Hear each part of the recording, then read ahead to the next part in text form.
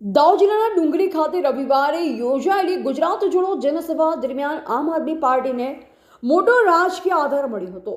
ઝાલોદ વિધાનસભા મત વિસ્તાર તેમજ ગુરુ ગોવિંદ લીંબડી તાલુકા વિસ્તારના ભાજપ, કોંગ્રેસ તેમજ અન્ય પક્ષોના 5000થી વધુ આગેવાનો અને કાર્યકરો આ પ્રસંગે આમ આદમી પાર્ટીમાં જોડાયા હતા।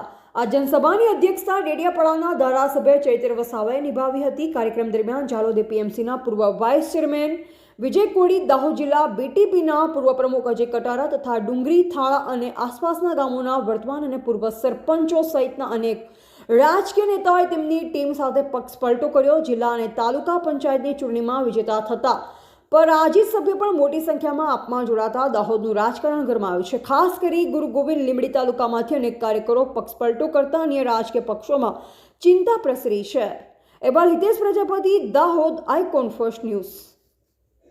દાહોદ જિલ્લાના ગોવિંદ ગુરુ લીંબડી તાલુકાના ડુંગરી મુકામે ગુજરાત જોડો અભિયાન અંતર્ગત જનસભા મળી હતી।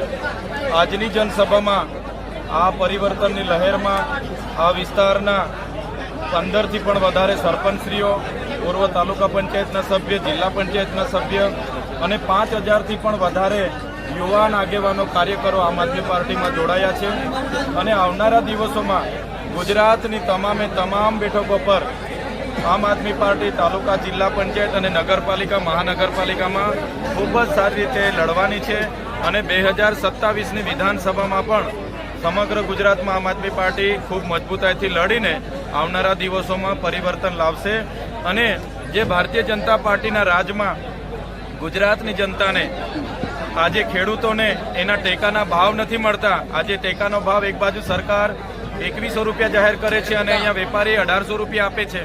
એ જ પ્રકારે આજે કપાસના 1622 રૂપિયા જાહેર કરવામાં આવ્યા છે, અહીંયા 1200 રૂપિયા મળે છે। ત્યારે જે કડદા પ્રથા નાબૂદ કરવા માટે અમારા જે આગેવાનો લડ્યા છે, રાજુભાઈ કરપડા, પ્રવીણભાઈ રામ, એમને પણ ખોટી રીતે જેલમાં નાખવામાં આવ્યા છે। અગાઉ અમને પણ ખોટી રીતે જેલમાં નાખવામાં આવ્યા હતા।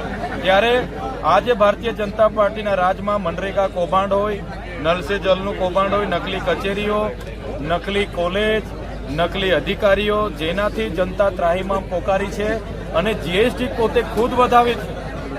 એક બાજુ ભારતીય જનતા પાર્ટીએ 2016માં જીએસટી વધાવી અને એમાં થોડો ઘટાડો કરીને આજે પાછી વાહવાહી લૂંટે છે।